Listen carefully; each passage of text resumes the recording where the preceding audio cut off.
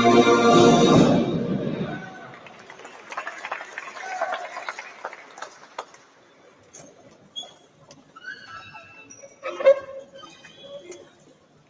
you to the Maroon and White Marching Band for that outstanding fight song. Good afternoon, I am Brian Howard, the Assistant AD for Athletic Communications. Today is a glorious day on the Hill.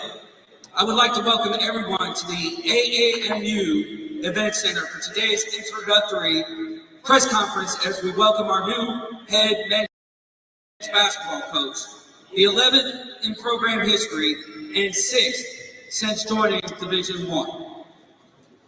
Just a few housekeeping items. Members of the media will have the opportunity to conduct one-on-one interviews following the conclusion of this press conference.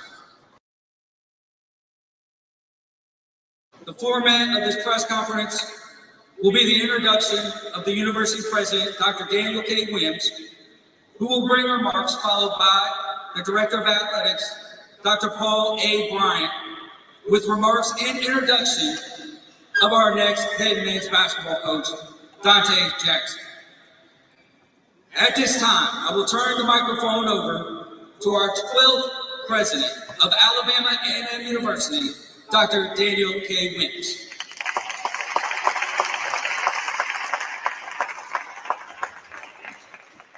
Thank you, Mr. Howard. How's everybody this afternoon? Oh, Lord. How's everybody this afternoon? All right, that sounds a little better. To His Honor, the Mayor, all of our esteemed and illustrious guests, the Bulldog family, our Romalites that are here, and most importantly, our scholars. Please give them a warm round of applause for being here this afternoon. Unlike Mr. Howard, I don't have a prepared statement, and you know, that can be kind of dangerous for me about them when I don't have notes, because they never know what I might say. But this is another wonderful day on our illustrious hill as we move into the next chapter of our athletic endeavors to try to produce not only just a winning culture, but a department that is par excellence beyond any. And I think we have the right athletic director to continue to guide us in that direction. I think our alums and our supporters are certainly doing a great job. Our students are fully engaged. And now all we need to do is just win a few more games, right? Now, to do that, we need good scholar athletes, but we also need good management as in coaching. And so you all know I am a Black college loyalist. I believe in us and who we are, and I believe that we are the best for us in many occasions. And sometimes we have to be very deliberate in how we go about that business. I want to introduce the coach. That's the athletic director's job, and he can do some work to earn that big salary that he makes. But this young man is somebody that we've been watching for many years. He was in the Southern Intercollegiate Athletic Conference at Stillman College. I'm an SIAC guy myself, and as you know, Alabama Agricultural and Mechanical University at one time was in the SIAC, and I watched him at Stillman, and he did a great job. Then he went to one of our nemesis, Grambling.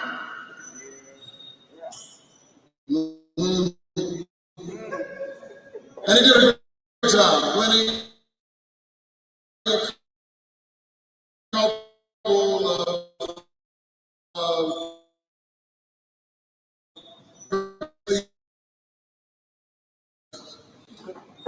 and now he has the opportunity to take it to another level.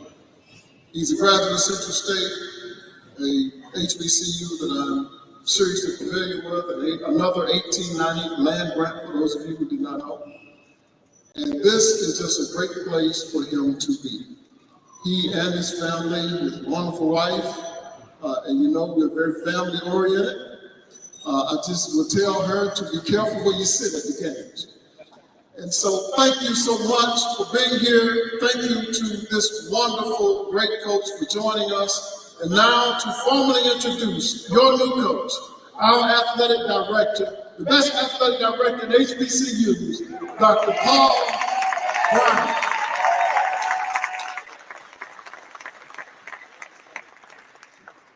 You heard it. Got him.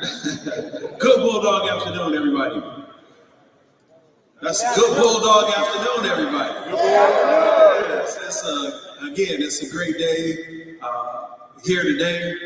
But before I start, please join me in saying, not singing, saying happy birthday to our own Mr. Brian Howard.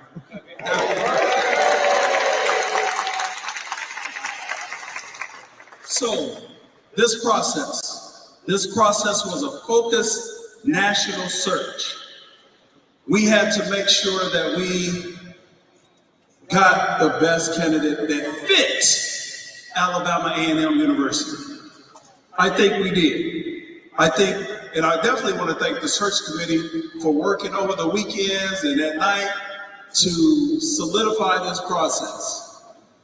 We had coaches from elementary schools, again, some who had never coached before, all the way up until NBA coaches.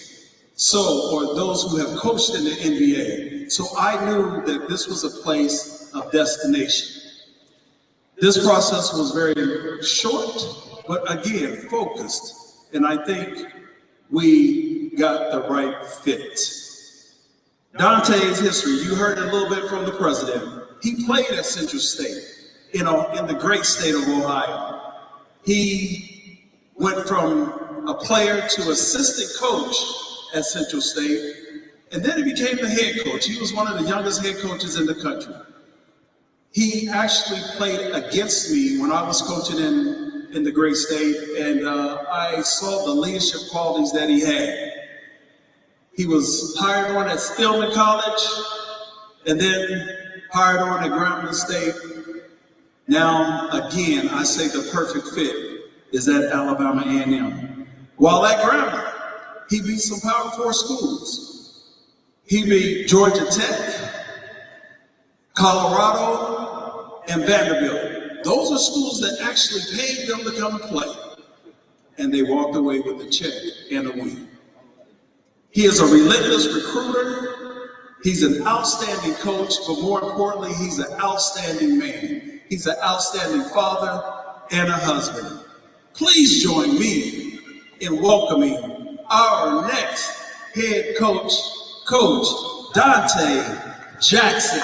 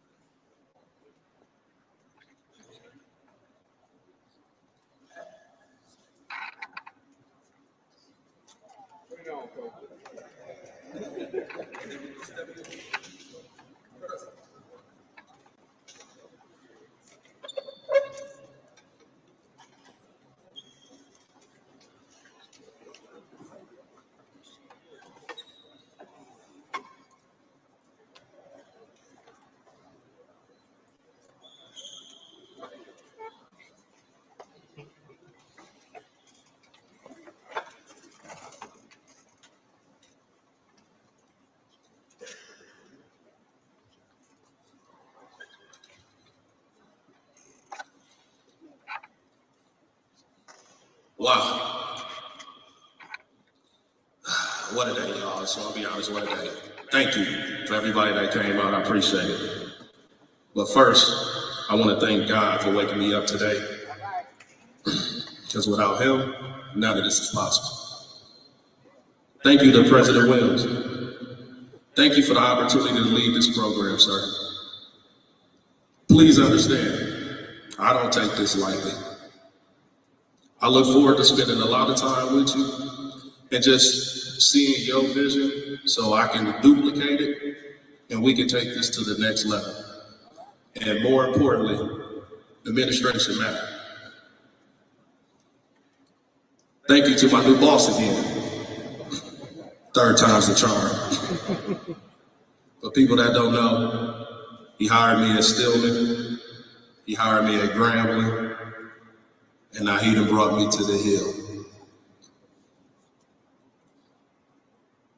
Mr. Bryan has been a pivotal person.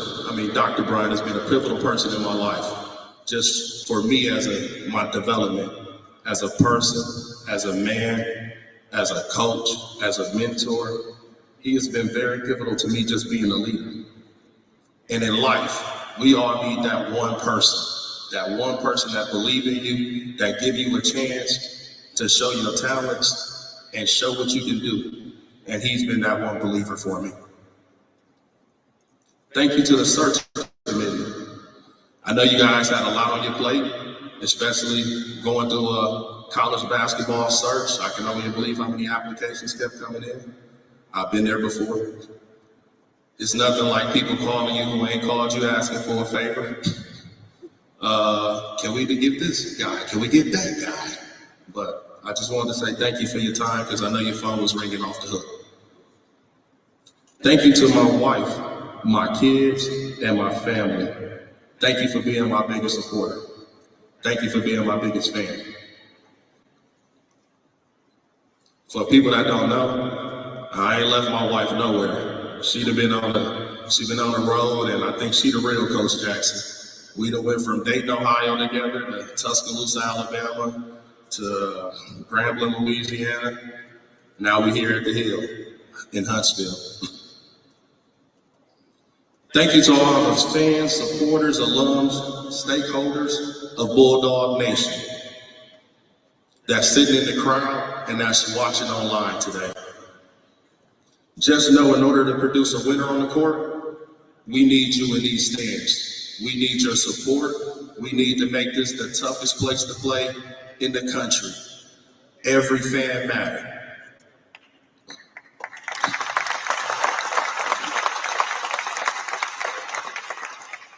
Lastly, thank you, Grambling State University, administration, fans, alums, former players, former coaches. It's been a memorable 8 years.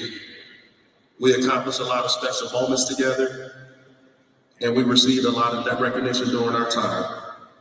Grambling will always hold a special place for me in my heart.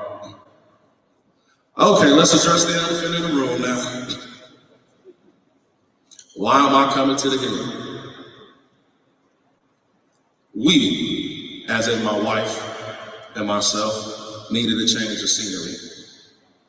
After a lot of deep, thoughtful discussions, tough conversations, we decided to hit the reset button. We needed the opportunity to refocus for our purpose, refocus to build a brand new program into a championship contender. And we just needed to change the scenery sometime. Now, that's what I do. I'm a program builder. It's time to turn this program into one of the best programs in the SWAC. The state, the region, the nation.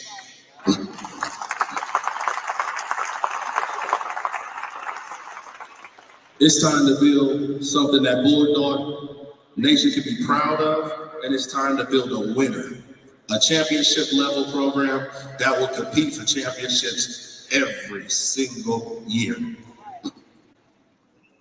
One thing for sure, I know I can do it. And as one rapper said back in the day, if you don't believe me, just watch.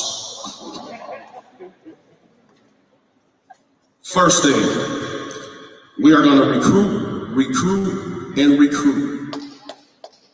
We are going to recruit the 256, the 205, the 334, the 251. We are going to recruit the region. We're going to recruit the nation.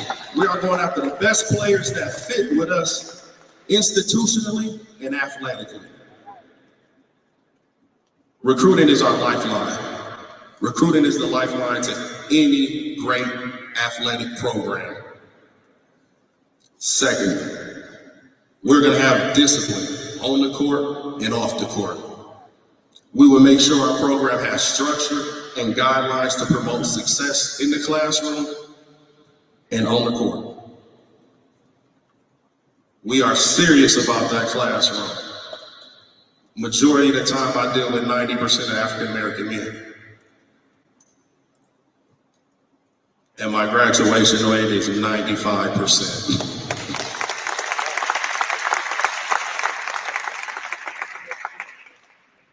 Lastly, our coaching staff gonna coach their butts off. We gonna build and nurture positive relationships into our student athletes. We are gonna make sure we take those positive relationships and be able to push these guys to limits that they didn't know that they could reach. Because once you build that positive relationship and they know that you care about them more than a player, but more you care about them more as a person, they are willing to go further and further for you. Now, I'm not gonna stand up here and do a whole lot of talking. I just want the future Bulldogs to know we're looking for them. And with that being said, come be a dog.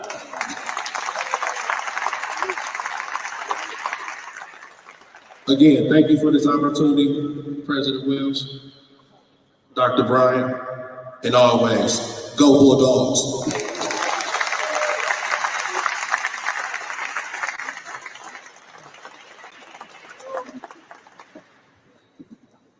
Thank you, Coach Jackson.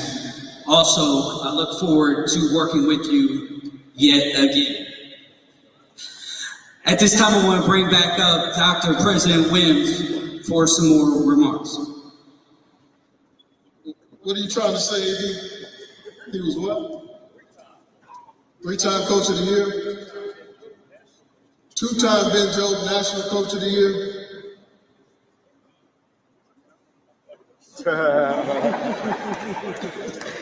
You know, both of y'all having a senior moment over there. But listen, in conclusion, we'd like to first, any members of the Search and Selection Committee, if you're here, would you please stand and be recognized? I would like to thank them formally. We will treat you to a fried chicken Tuesday lunch. We had a very short focus search because, as you know, this is the NCAA tournament time, and everybody's looking for coaches, and students are already in the transfer portal, so we have to move very, very fast. And so we had a compilation of staff members from the athletic department and from academic affairs to go through dozens of applications that were hitting even before our last coach resigned. And so they did a yeoman's job to narrow it down to 4 or 5 finalists and then interview those finalists and picked a preferred candidate, which they had to send to me. And I had to say, okay, not that that would have been a challenge with this young man, because I'm very impressed. He submitted himself to the application process. And those of you who know SWAC basketball know that he signed an extension last year at Grambling after he won the conference and then won a game in the NCAA tournament. And if you were watching, you remember Vice President Harris called him. And we were so very, very proud of how he comported himself in his very folksy way. And like I said, I've watched him and admired his work.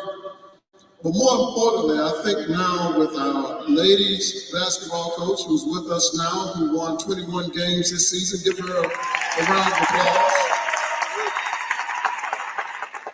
She too is a SWAC product, and with our new football coach, who's also came to us from the SIAC. Coach Shane is here. Raise your hand, Coach. These three personalities should work together to build the best department in the Southwestern Athletic Conference. Give all three of them a warm round of applause for all the work that they are doing.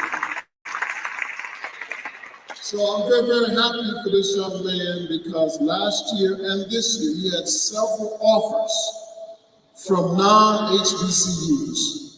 And I know one former offer that he got in a contract form from Detroit Mercy that was quite substantial, and he turned it down. He said, I want to stay in the Southwest Athletic Conference. So I'm very happy that you're here, happy that you're here. You have our full support.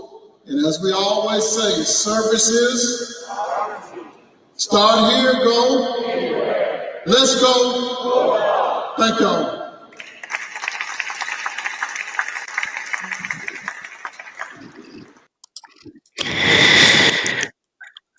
Well, there you have it. There you have it. The introductory press conference with Dante Jackson. And at this point, you know what it is. So you guys are with me for a little bit. Anybody that has any comments, the comment section is open. Definitely here to chit chat with everybody. Those that just watched the press conference for Dante Jackson, as he was just introduced as the next head basketball coach at Alabama A&M University. So this is just a little bit of the recap here on the ride, also with From the Hill podcast. Shout out to everybody on this Thursday evening and afternoon, wherever you are. So, and it's just like he said, yeah, just win, baby. Just win, baby. That's exactly what it's about. Just win, baby. Because the thing I love about everything that was said right there, it wasn't too much.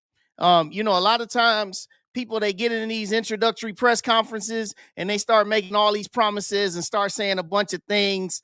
And then, it could end terribly. And then a lot of times people say, well, they won the press conference, but they didn't win too many games. So I appreciate the fact that Coach Jackson, he got up there. He was very short to the point. He said what he needed to say. Now, some things that I did catch from what he said, he talked about how he had to hit the reset button, with him and his wife. They had to hit the reset button. And in life, that's something that we got to do. We all got to know when it's time to hit the reset button, because sometimes, man, you can stay at a place or stay in a process for too long and it begins to wear on you. Now, he was very successful at Grambling. He like they said, he won an NCAA tournament game last year, took him into the game against Purdue. They hung with him for a half. He had some really, really good moments. Grambling had never been to the NCAA tournament as a Division I program until he led them to that plateau last year. Now, this year, the expectations were pretty high. He had a few returners. People expected them to do some big things this year, but it just didn't really pan out for them. They had some injuries early. Then they had some struggles, and they ended up finishing 8th in the conference. But that is still not a reflection on the job that he did when he was down there at Grambling. And then also with Dr. Bryant, the athletic director, as you probably heard, if you're just joining, they have a pretty long history together. Dr. Bryant hired him at Stillman, and he also hired him at Grambling. And so, there's a lot of history there. So, for things to come in now with Dr. Bryant now in the last calendar year to have hired women's basketball coach Dawn Thornton, hired new football coach Sam Shade, and now new head men's basketball coach Dante Jackson. Those are 3 of the pillar hires that you can have at an organization or in a university, I should say.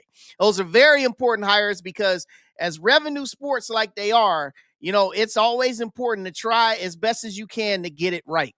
Now, Coach Thornton was 21-9 in the regular season, and that was a good start for what Dr. Bryant has been able to obtain as hires. Now, Coach Sam Shade is headed into his first year. They got spring practice going on, so we'll see what goes on. But some of the things that he said, speaking about Dante Jackson, he talked about how they want to recruit all the area codes of the state of Alabama. He said the 205, the 334, the 256 want to recruit it all nationally. He also said, we want to be great institutionally as well as athletically. These are some really, really good things. And then also said discipline on and off the court. But lastly, he said, come be a dog. So, the things that we have now with expectations in this day and age in our HBC vernacular, all right? They talked about the transfer portal, and that's something that many of you people that watch me have seen me talk. That's something that I have a lot of philosophy for. And some of the philosophy that I'll get into right now when it regards that transfer portal. All right. A lot of people, they get emotional about the way the transfer portal is. They get emotional about the way our coaches go. All right. You've seen so many coaching carousels throughout the years. And a lot of these coaching carousels now, they're starting to go a little bit quicker, where you're seeing guys that will work at a school for 1 year, like Darian DeVries. He was hired at West Virginia. Then all of a sudden, 1 year at West Virginia, now he's going to Indiana. You're seeing out here a bit of a power shift or a power struggle, or in some cases, some desperation that comes from some of these administrations. A lot of times there's pressure to win, there's pressure to make money, there's pressure to succeed. Because a lot of times when you succeed, that also has a direct effect to sometimes your enrollment in your university. It's no secret that when teams make the NCAA tournament, they generally get a little bit of a spike in their enrollment, or they get a little bit of a spike in sometimes people searching to see what is their school about, especially like from leagues like the SWAC, where it's one bid only, where they see, what is this about Grambling? Or what is this about, St. Francis of Pennsylvania, who Alabama State played this year. There's a lot of pressure now to win. There's also what comes with the pressures to win. It also comes with the pressures to be able to make revenue, to be able to hang and compete in this world of NIL, name, image, and likeness. So a lot of times we as fans and alums, we generate a lot of feelings that comes with the transfer portal. Sometimes we have an emotional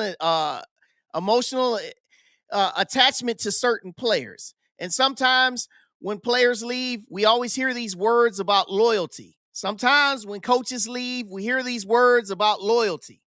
But just like how it is in our own day-to-day life, everybody is looking for the next best opportunity, whichever way they can obtain it. Sometimes it comes from the place you stay. Sometimes, just like Coach Jackson said, you have to hit the reset button and have a change of scenery. But the thing that I want everybody to understand now, when it comes to the way college athletics is, the transfer portal is here now. Whether it's here to stay, it remains to be seen, because there's a lot of people who are out here calling for reform. And in the form of reform, they're calling for, like in college football, they're saying they want to have a commissioner. Same thing in college basketball. They're looking for some people to put in some dedicated guardrails that keeps control. But when it comes to this day and age of transfer portal, I need everybody to understand that's listening right now. This is a year-to-year process. Every year, when you see a team take the field, the court, whatever it is on the field of athleticism, you are going to see a different team than you saw the previous year. Many times you'll see a different coaching staff than the staff you had the previous year. If it isn't the change at the top at head coach, you will see a lot of changes positionally, assistant-wise, because people are looking now to try to get and capitalize on opportunities to take a step forward. And when it comes to transfers, everybody, part of recruiting now, it's not about anymore about so much about getting kids out of high school. Yeah, that's a great thing. They still have those ceremonies that you see on the day where they have the cap and they say, I will be attending for the next, they used to say for the next 4 years, but now it's no longer about I'm attending for the next 4 years. You hear now, I'm attending for the next year. Such and such organization or university or college. And that's how it is now, because you're going out here with coaches that have the pressure to win, that have the pressure to produce. They are looking for transfer portal people first now. And they're looking for people who are ready-made and ready to come in and play, where they don't have to spend a whole lot of time teaching and just trying to put things together. But a lot of times what comes with this is you've got chemistry, because you're putting together guys and ladies that hadn't necessarily played with each other before, and you're trying to develop some familiarity as you go along. But that is the way things work now. And something that Coach Jackson has in his first stint now as the head coach at Alabama A&M, he's got to recruit an entirely new team. And for people who say like, wow, he's got his work cut out for him, that's really on the contrary, because that is just basically standard operating procedure in 2025 and beyond. The way you recruit is not the same as it was. So I know a lot of people have this emotionalism to the way it was when you watched it, when it was a game, how it was as you saw it. The game is not what it is, what it was. Now it's a game where it is a yearly process. And if you can't master yearly principles, you are going to struggle, not only as a program, you're going to struggle as a department. And so now back to Coach Jackson, if I will. So what he inherits a situation where Alabama A&M, they have not been to the NCAA tournament since their only trip back in 2005. And since then, they've had multiple head coaches, and they've had a lot of losing seasons. Now, Huntsville, Alabama is a very dedicated basketball town. Lot of fans, they love it, from the high school roots, even going as far back junior high roots, even AAU roots. Huntsville, Alabama is a basketball town. When you're winning in Huntsville, the people will come and they will watch you ball. So he's coming into a situation where there is a very passionate fan base for basketball. And those of you who follow and know about Alabama A&M, you know about its history, you know about its success from Division II, but it has not quite translated since they've been in Division I. Now, they've made a couple of, semifinal appearances in the SWAC tournament here in the recent, last 5 years. But in terms of being to a championship game or even coming close to contending for a league title, even in the regular season, it has not been there. So that is one of the challenges that he is taking on as the new head coach. But one thing about being this new head coach that a lot of times we like to try to hold people to is things of the past. And when they talk about things of the past, we tend to hold them hostage to things that other coaches did or other athletic directors did and things like that. But this is a very blank canvas now, because as he comes in, he's starting to build a new team and a new program, and with it, a new philosophy.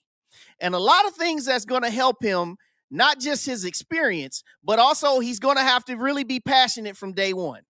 And that's one thing I like about the press conference with just the words that he said. He said the things that needed to be said, the basic things. But what comes now is you got to hit the ground running, because that transfer portal is running hot and heavy. Right now, there are almost 2,000 players in the men that are in the transfer portal right now. 2,000 guys in the transfer portal right now. And there are guys who are looking for destinations for multiple reasons. Some of them are looking to get some money, right? Some of them are looking for just to see, how can I set myself up so I can be able to play better at the next level? Sometimes it may not even just be about NBA. Sometimes they're looking to get a chance, maybe at the G League, maybe even getting overseas, okay? Other things, man, guys who are just like, look, like Jacksonville State, they had the player of the year in Conference USA. He's in the transfer portal. The player of the year in the SWAC from FAMU, he's in the transfer portal. You see a lot of guys who were in the transfer portal because they shined at some of the mid-majors or lesser conferences, and they want a chance to live a dream and move up and see what they can do on a larger level. Now, a lot of people, we get into it and we sensationalize the movement because we say that it's costing our teams. And yeah, a lot of this talent is coming from the players. A lot of this talent is coming from these teams that we have. But also, you can't just look at it just how it is for us. You got to look at it all the Power 5 teams. They're losing guys left and right too. As soon as a team loses in the NCAA tournament, if they got any eligibility left, you seeing guys getting in that portal. And the thing you got to understand now that I just really want to make basic and plain to y'all that are watching me. we always go crazy about announcements of people who enter the portal. At this point, I think you should assume every single person is in the portal until they tell you otherwise. Because guys and girls will tell you, I'm here to stay. I really love it here at this university. Don't take it at face value because these are young folks, man. And just like with young folks, us older adults, more experienced, more seasoned, hey, man, money talks or opportunity talks. Or you think, hey, man, I may have a better chance to go somewhere else that puts me in a better position than where I am right now. And, you know, for me, I don't really have a problem with people who are looking to challenge themselves with better competition. But what I would love to see is I would love to see some form of reform as it goes. Now, Chuck Hunt, I see what you're saying. Rick Pitino reportedly is recruiting the transfer portal at St. John's. Yep, it saves him from hitting the road to recruit. He has years on him now. Yep, and it's true. And he said it. He came out and he said it. He said, we're looking for guys who are ready to play right now. We're not necessarily looking for the high school guy. That is where it's at, right?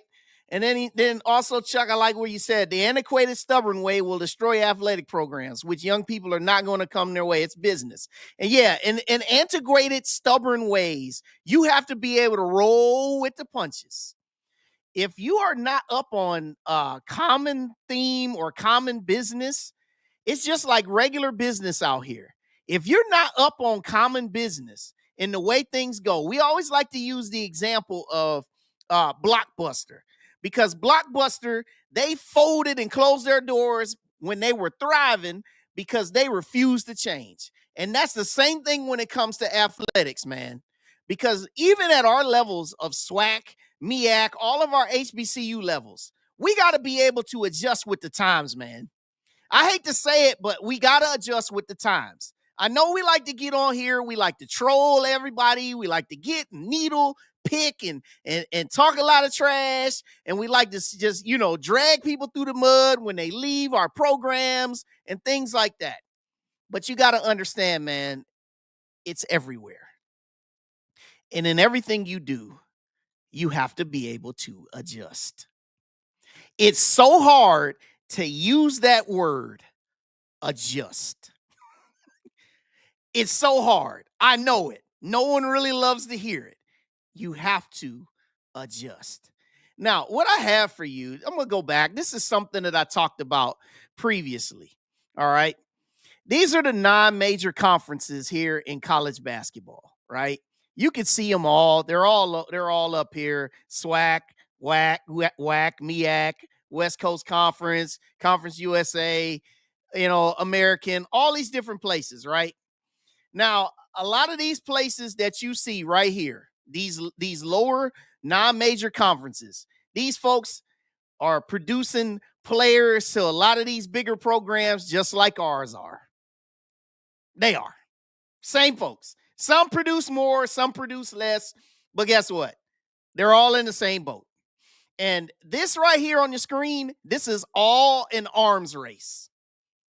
It's an arms race because the same way people are looking to recruit players from the bigger teams, you know, the bigger teams are the Big East, the Big East, the ACC, the SEC, Big 10, and Big 12. Just like they're in an arms race trying to get some of these guys from these leagues, these same leagues are fighting to get guys also. And women also. They're fighting to get the same folks. And what really comes down to is who has more of a better mindset or a vision in terms of what they can present. And also sometimes it comes down to how much money you got. And, you know, we often talk about support, giving, finances, things like that. Now, I know that's the day-old question, almost like the Marvin Sapp principle. We don't lock no doors and make you give $40,000. But you do hear a lot about we need y'all to give, we need y'all to give. But what also comes along with some of these leagues is these TV deals that they do have. And some of the TV deals that they have, it generates a little bit of extra cash that maybe some of these other leagues on here don't have. Some of the bigger leagues on this screen, like the Valley, Conference USA, Atlantic 10, the American, right? There's a lot of money that gets generated. But a lot of times, though, they're still losing coaches and they're losing players just like we do. Because if you look on this screen, the Valley, they had Drake. Drake won the Valley, and they had Ben McCollum, who came from Division II, Northwest Missouri State. He won 4 national titles at Northwest Missouri State, coached 1 year at Drake, led him to a 32-4 record, went to the second round of the tournament, and now he's at Iowa. Mountain West, Colorado State, Nico Medved wins a game, gets to the second round, loses on a buzzer beater. Now he's at Minnesota. So you can see where things are. It's transactional now. And the second that everybody can get with it and understand it, that it's a 1-year process and you can support the hell out of your program under a 1-year principle, man, it's going to be a beautiful thing. But you got to be able to get out of your feelings now in 2025. I know, Grambling folks. I know. Today, some of you don't like the fact that Dante Jackson left to come to Alabama A&M. But guess what? If he didn't leave Grambling to go to Alabama A&M, you heard what Dr. Wim said. He had an offer to go to Detroit Mercy and a couple other places. If it wasn't Alabama A&M, it could have been somewhere else. Landon Bussey left Alcorn to go to Chicago State. Okay? The former head coach for Norfolk State women's team went to Auburn, right? Almost tripled his salary. And I'm not going to sit here and hate on anybody that's looking for a better opportunity, because the same folks that's watching this right now, some of y'all are looking for a better opportunity right now. Let's just keep it real.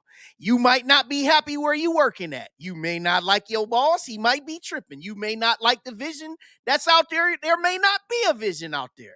Or you just simply just have some needs. You just want to just go somewhere different and challenge yourself better. It's the same principle that we talking to right now, y'all. So let's sensationalize this thing, man. And let's just make it very plain. All right, Edwin Moore, I like what you said. We do the same thing as what Marvin and other Black pastors and leaders do. We ask our supporters to give towards a goal or a need, but if you don't ask, folks won't give. I agree with that. I definitely agree with you on that, Mr. Edwin Moore. You are right about it. And then I like this here, what Anthony Weston said. There's no more wait until next year. You probably won't have the same players. Facts. That totally supports what I was just saying here, Mr. Weston. You can't say we're going to wait for the future. Just wait till we get our players in here. Wait till we recruit. You won't have the same team, man. And I can also tell you, when you get a guy who breaks out, I already said it. You know, we talk about the Jackson State player. Said he was at Grambling first. That's good stuff, William Graves. The second that the player has a great year in one of these leagues right here, see you later, bye. If he or she has any more eligibility, see you later, bye. Hitting the road. Don't even bother. Don't even try to say, well, you know, we really, I mean, if they want to stay, hey, that's great. But don't expect it. And so where we are now, you just got to be able to look to try to catch some lightning in a bottle, man. Every program that's out here is looking to catch lightning in a bottle. And what do I mean by that? I mean by you get the right recruits for 1 year, they come together and they do something special. That's possible. And in today's day and age, there are kids that are being under-recruited. There are kids that are not being seen. There are players that develop late, that blossom late. Okay, so you have the ability to put together some teams on some guys and some ladies that generally were some diamonds in the rough. And when you get them, you better not miss that one opportunity that you have. You got to go for it and you got to do it. Because like I said, you may have just this one chance with that group that you have to try to put it together and do something special. And that's why I say as fans, you got to really be all in every single year, no matter who you get. Because the fan support could also be the difference between you keeping a guy and losing a guy. All right. Yeah. Larry Vickers is now at Auburn University. Yep. He realizes the huge expectations in these times of transfer portal NIL. And sometimes, man, let's just keep it real, man. Sometimes, man, some of these coaches, man, they fought so hard at some of these lower levels. And it's like they've done everything they can do. Larry Vickers, I mean, what else could Larry Vickers do, man? What else could he do? He couldn't really do nothing else. He won the MEAC a couple times. You know, they competed. He brought them to a 13 seed in the tournament. But it's like that's where it seems to plateau, man. You know, and I know, you know, some of you that have watched some of my previous videos, I've talked about like how long it's been, you know, for some of our teams in basketball. All right. Last time you had a team from a HBCU in the NCAA tournament win a game that was not a first four game, 2012 Norfolk State, when they upset Missouri, and then they ended up losing to Florida in the second round. That's the last time, 2012. Okay. It's now 2025. So it's been 13 years since you've seen a team pull an upset that was not in the first four. And Norfolk State was a 15 seed when they did that. The last time the SWAC had a team win a game that was not a first four game was 1993 Southern. They upset Georgia Tech at the point. And then there were more, he said, darn near every SWAC player, all SWAC player in every sport leaves for another school. That's almost in another Yep. That's facts. That's facts. You just saw it in football. Giovanni Gibson, the great receiver, had a phenomenal year with Arkansas Pine Bluff. Transfer, gone. He's at Oklahoma. Anderson, the linebacker at Grambling, great year. Now he's at Ole Miss. Yeah, first it was South Carolina, now it's Ole Miss. Or maybe it's the other way around. But in other words, regardless, he's in the SEC. So you're seeing great players that leave, right? So when somebody else leaves, that's an opportunity for you to develop the next group and the next group and the next group and the next group. And guess what, everybody? You as fans, you can be helpful in terms of recruitment too. Okay? Hey, in this era of social media, Twitter, you know, well, it's X, but Twitter, everybody here can have a hand in recruitment to some degree, right? Because I'm just gonna sensationalize it. I'm gonna say it just for what it is. There aren't any guidelines out here right now. There are none. There are no guidelines out here. Guys can be recruited. They can be tempted. They can be, you know, there can be money thrown at them. I mean, whatever, man. There's no guidelines. You can recruit people. It is free reign to get people. You can get in, you can drop in somebody's DMs. You can talk to them. You can develop relationships, even if you know the kids. You know what I'm saying? You know the coaches of the kids. Hey, you can have your influence too. You do it in your way. But until there's guidelines and reform, man, this is the Wild West of transfers. The Wild West, man, of transfers that's out here. You can just do willy-nilly, do what you want until somebody comes in and puts some rules in place, okay? And I like this. He said, looking for that one shining moment. Hey, that's it, man. Looking for that one shining moment. That's where it's at, man. That's where it's at. Hey, while y'all watching me right now, man, everybody make sure you hit that like button, like the stream, like everything. You know, we just here just talking aftermath of Dante Jackson, you know what I'm saying? Being introduced today as Alabama A&M's head coach, and we're talking about some other things. Yeah, trashing your school on social media is recruiting players to not go to your school. And yes, that is what a lot of us do. And also, you think some of these SWAC groups and some of the MEAC groups, you think players and athletes don't see this stuff? Yes, they do. It's all out there. And a lot of these times, you know, it paints things in a negative light. We're already behind the curve as it is. So, you know, this kind of puts us a little bit further behind when we start tripping. So, you know, I agree with you, man. This is all facts, all facts. Love all this energy. I love all this energy, man. Keep the energy coming, y'all. You know, we talking. Keep the energy coming. yeah, they're in those groups too. Yep. They are. They absolutely are in these groups too, right?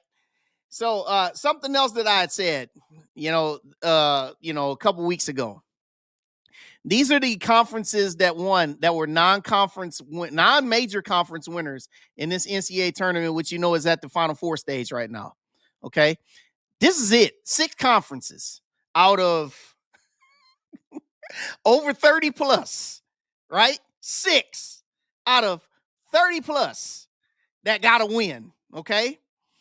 Alabama State is, the SWAC, they won that first 4 game over St. Francis, right? The MAC, Metro Atlantic Athletic, try to say that 1,000 times twice or faster. That was Mount St. Mary's that pulled that win in the first 4 over American.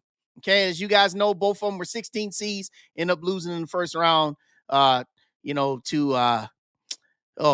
Duke, and then also Alabama State lost to Auburn.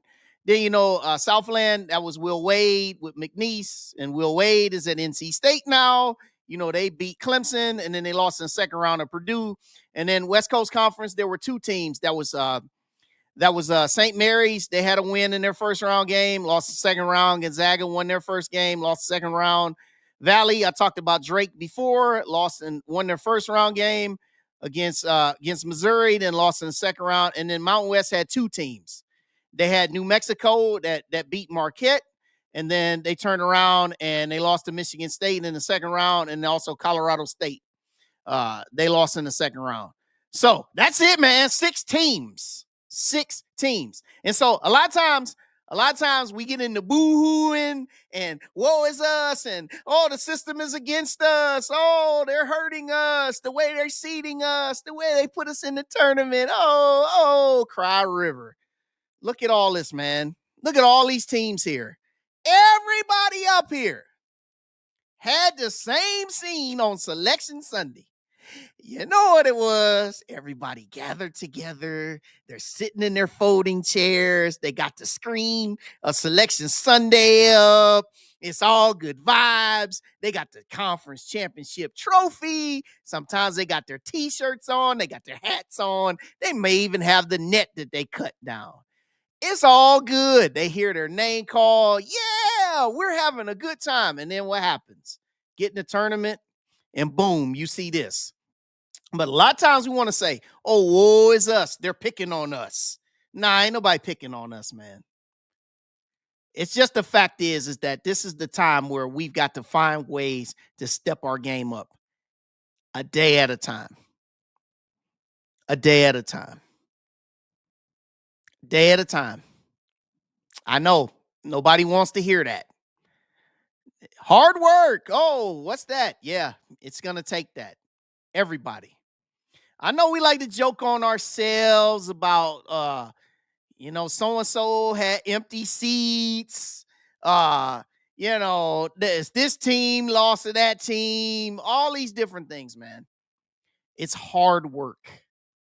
Hard work. And I'm going to say this too, y'all.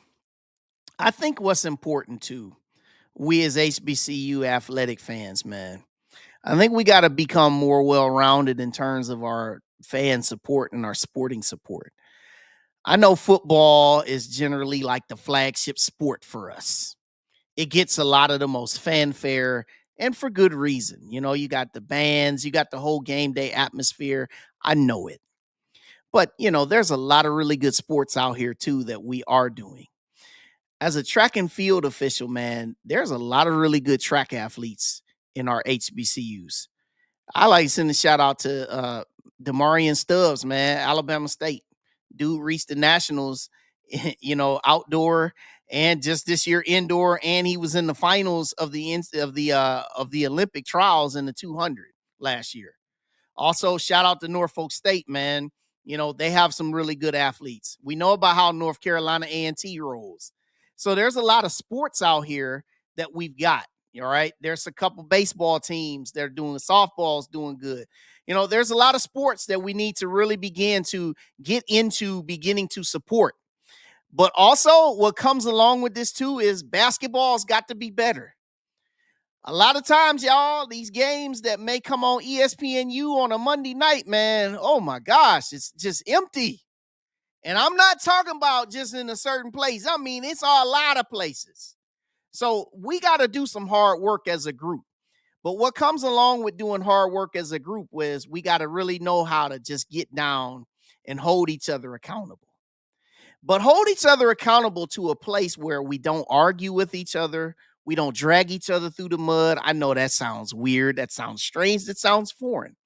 But if nobody else is going to lobby for us and fight for us, we can't afford to not fight for ourselves and fight against ourselves. We got to come together. Okay. Now, let me transition to my last points here on my show today. I want to talk to you about just the way spring football is coming up. All right. Now, spring football for a lot of us is something that we just look forward to so much every year. Because with basketball getting ready, college basketball getting ready to come to an end, maybe you don't watch the NBA. I don't necessarily watch it until it gets in the playoffs. You're looking for something to watch. Before the NFL draft comes at the end of this month, you're looking for something to watch and you're looking for something to latch onto. Now, that's great. And but also you got to recognize that what you're seeing on the field during spring practice, that ain't remotely going to be what it is when they hit the field coming into spring or fall camp. Now, I know a lot of folks, they like to go crazy and say, oh, look at how so-and-so played during the spring football game, man. The spring football game, man, they're playing against themselves. You're playing against yourselves, okay? Now, I would love to see if spring football became a principle where teams would play up against each other in an exhibition. Now, shout out to Coach Prime. They tried to do that, and it got shut down by the NBA or the NCAA. They shot it down. But I think that if there's enough people out here, enough coaches, enough administrators that really want to see it happen, I think it'll happen. But until that occurs, there's no real way you can get a full gauge on how your football team really is going to be when they hit the field for their first game in late August. You can say all you want about how a quarterback looked against certain people and certain personnel. You can say a lot about how dude was just unblockable. But until you see them play against other teams and teams that can challenge you unlike ways that your own team can, there's no real way you're ever going to really know how good your team is. Yeah, I know a lot of y'all love the trash talk. You love to just say, we going to kill y'all. Man, we loading. They got some dogs building up, man. You should see the way they doing against each other right now. Man, stop it. I mean, I know it makes for good theater because in this time, for those that love the podcast like I do, some of y'all just love the podcast to have something to talk about.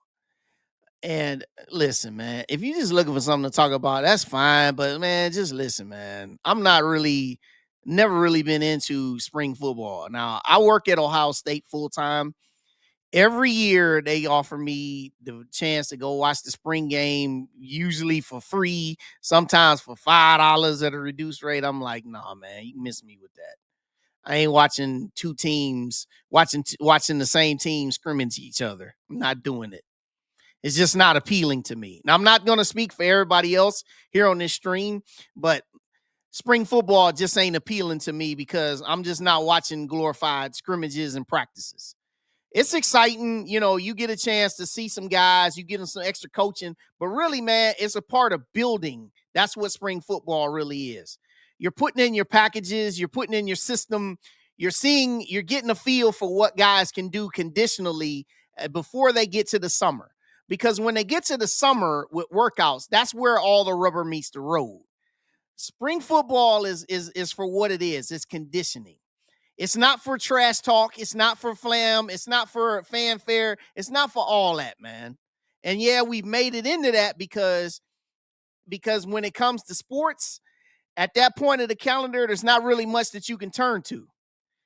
But, when we come before you at the end of the summer, after SWAC Media Days, we'll talk a little bit, at SWAC Media Days with the coaches. We'll have some players on. We'll do all that. But where it comes, man, is when we get to the end of the summer, man, and we start getting to fall camp. That's where the rubber meets the road. What'd you say, Ed? I used to be in the spring football when players return, and you could see the growth and confirmed fall excitement. Way too much changes now before and after spring football. Correct. One of the things that you see that's a change with spring football is you still got a secondary transfer portal. So a lot of these dudes who are on your campus that go through spring football that may not be happy with the way things went for spring football, guess what? They get right back in the portal. Some guys just got to your place from the portal in January. And some of them, they can go right back in the portal here in April. Yeah, they can get right back in the portal. And something that you've seen now, Nebraska was the first to do it with Coach Matt Rule. He said, we're not having a spring football game. Reason being, he said, I'm tired of coaches coming and poaching our players. Because basically, with some of them, some of the big programs, they say, wow, this is a showcase. Because it's televised. All this stuff gets televised or gets streamed somewhere. And guess what? There's a couple position coaches like, wow, look at that guy. Hey, let's go after that guy. And the disheartening thing is that you spend all this time trying to build a program, trying to build a team, trying to install some principles and philosophy, only to turn around and lose the kid that you developed. So with spring football, until we see some changes, for me, I'm just kind of not with it. Have a day, watch the game, see it for what it is. You see your players. But in terms of your trash talk, I ain't never going to take none of it serious. And for those that are here watching, you should never take any of that trash talk with spring football serious either. All these folk, look at who we're recruiting. And you know what? Thank you. That just reminded me, too. Speaking about recruiting, let me go back to this transfer portal, too, with some of this trash talk. A lot of times, folk, they'll say, man, this kid was a former 3-star. He was a former 4-star. But he may have been at a school and didn't play much. If he was at a school and didn't play much, is he really a 3-star? Is he really a 4-star now when you got him? That's just something to really think about. Because I see a lot of people that get all here and they do a lot of this talking about, oh, we got a former 3-star. Look at us. We're doing big. Then you go and you pull up his stats. A receiver, 7 catches in 3 years, 7 catches in 2 years. You look at a defender, 1 sack. Or he didn't really see the field too much. It just doesn't hold much weight when folks get into all this trash talk, man. Don't hold no weight. Some of y'all, you can't help yourself. You just got to talk. Some of you just can't help it. You can't keep your mouth shut. You just got to troll. You got to be out there. You got to tell folks, look at what we got loading. Look at what we doing. Man, shut up. Because some of y'all be the same ones. Some of y'all same ones out here doing all this talking. Y'all the same ones be the first ones quiet when your team get off to a 2-5 start. But you were saying that y'all were loading up. You see what I'm saying? We were loading up. Look at what we got loading. Stop it, bro. No one is laughing with you. Folks are laughing at you. What did he say? He said, I understand these days it's all about money, but where are the young people learning about commitment? That's a good question. You can say, where do they learn about commitment? Guess what? They ain't gonna learn about commitment until somebody sits them down and tells them about it. See, a lot of this stuff about commitment, some of it comes in the house, man. It comes from the parents. And a lot of times the parents, they're not talking about commitment because they ain't committed themselves, okay? Commitment is something that commitment and loyalty. These are all these words that people like to bring up. Yeah, I understand it. I get it. Commitment.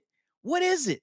But guess what, man? A lot of these coaches, they come here, they come to these programs, and they sit there and they get before you. They get before the players now, and they talk about all this good stuff. You see it. You've seen all the motivational speeches. You've seen it all. We're a family. We're building something great for the future. We're men of standard. We're men of valor. And guess what? Peace. See you later. Bye. Next offer. See you later. Bye. I'm gone. Yeah, I'm going to the next level, trying to do something for my family, trying to do something for myself. Moving on. And I don't have a problem with them moving on, but if you're up there talking about commitment to these players and you leave, you're about in the same boat as the guys who transfer 3-4 times. So where are they learning about commitment? That's a real good question. Hit me up when you get that answer. Oh, spring football is conditioning and depth building. Yep. Summer workouts and fall camp. That's the real deal. That's where it's at, my boy. That's where it's at. Because when you get down there in the heat of that summer, man, and these dudes get to smashing and going at it, they're playing for positions and parts on that depth chart, man. That's where it's at. Summer workouts, that's where it's at. And say, what we got here? These parents want these kids chasing money. They don't care if the player changes school 11 times. You right, man. You right. And Raj, you said it too. Parents, some ready to cash that check. Yep. Cash that check. That's why I said at the top of my commentary, man, I told y'all. 1-year deal. I remember when LeBron, y'all know I'm from Cleveland. You know, my teams are the Browns and the Cavs and the Guardians. Man, when LeBron was playing with the Cavs, man, he was famous for doing those 1+1 deals. 1 year with a player option. That's what it is now, man. 1 year plus a player option. I'm here this year. I'm committed for this year. But you know what, man? A lot of them, man, it's like when they making that plan, they're saying, hey, it's time to come back to the negotiation table. You know what they're saying? Yesterday's price ain't today's price. Again, man, until you get that reform, until you get some laws, some guardrails, man, that's how it is. 1 year deal with a 1 year option. I might stay. I might not. And a lot of times, sometimes it ain't about their feelings. And sometimes they really don't want to leave. But guess what, man? Sometimes that money or that other opportunity, man, is out there and they just got to take it. And sometimes, man, some players, they just tired of losing. They want to win. They want to be a part of something special. And if you want to be part of something special, I'm not mad at it. But as long as you do it the right way, I think that's where it's at, is that we got to do it the right way. So tonight, y'all, make sure y'all hit that like stream. Make sure you like the stream. Make sure you like everything. Those that are watching here, you got Ride people watching. You got From the Hill podcast people watching. Make sure you like the stream always. Make sure you subscribe if you have not subscribed. Make sure you do all that good stuff, man. We're doing some really, really good things, man. Finally caught you live, my dude. Hey, man, Merlin Alexis, what's up, man? Hey, Merlin, love to get your thoughts, man, about Dante Jackson with coming from Grambling. I know you know all about that stuff well. I know a lot of the Southern folks. I know y'all probably in your feelings today with your trolling. If you know your fellow Gramblingite or Grambling person, man, give them a break today. Some of them, they feeling a little something. But guess what, man? Grambling, the sun will come up tomorrow, and guess what? You guys will be able to build it again. You guys will be able to build it again. You get your administration, they get lively, they get working. They probably already got somebody working now, because I can tell you right now, this could not have been like sudden that he was leaving. You had to know that he was leaving for a minute. So they probably already got somebody in the works even right now. So we'll see what it is. I know Alcorn, they still out there looking for somebody for the men, with Landon Bussey leaving, going to Chicago State. So we'll see what happens on that, and yeah, like Edwin Moore said, hey man, it's life. Coaches are hired in and fired or hired out. And that's what it is. That's life, man. That's life. But yeah, with spring football, man, if y'all gonna go out and y'all support, man, spend your money, put your money where your mouth is. Do what you need to do. Like I said, with all the other sports that's out here, man, make sure you support these spring sports. Um, give, man, and also, man, just continue to spread positive words about your organization, about your universities, man. Uh, it's too many of these. It's too many things out here where people fighting. Somebody did this, somebody did that, man. Hey, spread some good love out there, man. That's what it's about. I know we talk about the culture and all that thing, man. I'm really about that culture, and I hope you are too. So, congrats again to Dante Jackson, new head coach, Alabama A&M. Good to see him. Got a lot of work to do. We'll see what happens with that. Shout out to everybody out here. Appreciate everybody for checking your boy out and hanging out. This is a good time. The Ride from the Hill podcast. You'll see me soon. I come on every once in a while. I'm in the middle of track season. Y'all know I'm an official. It just so happened that with the bad weather up here in Ohio, I had a meet today. It got canceled. So guess what? I decided to come and spend an hour and 11 minutes with y'all, man. I love all this talk. So I appreciate everybody that supports me. And supports from the Hill podcast. Support the Ride, man. God bless y'all. And we'll see you up this proverbial road. Thank you for joining us on The Ride with Wild Wayne Cartwright. As you exit the ride, make sure you subscribe to this YouTube channel, hit the like button, and catch up on all of our prior episodes. Until next time, God bless.